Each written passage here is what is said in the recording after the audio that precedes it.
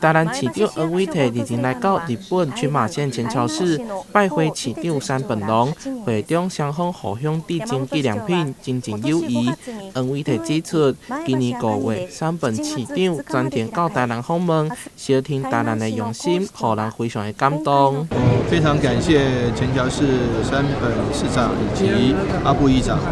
能够全力促成这个台南的物产还有文化能够跟前桥来这边做交流。こちらが台南フェアの会場です。台南から寄贈されたおよそ400個のランタンが会場を華やかに彩っています。这次台南节也受到侪日本媒体的关注，参像是 NHK 电视台，就大力推荐台南的电视美食，主持人也亲自品尝山野果食。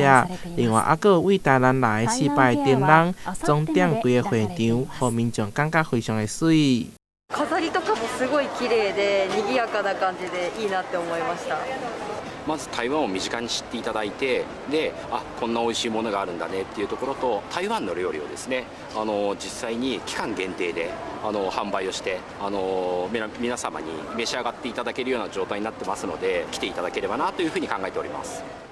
市长王伟棣表示，明年台南将要启动台南400档，到时会有侪重大的活动，会是一个会当行销前桥、群马、丰寮不散的良机，会当探出机会来加深台湾甲日本的交流。台南新闻综合报道。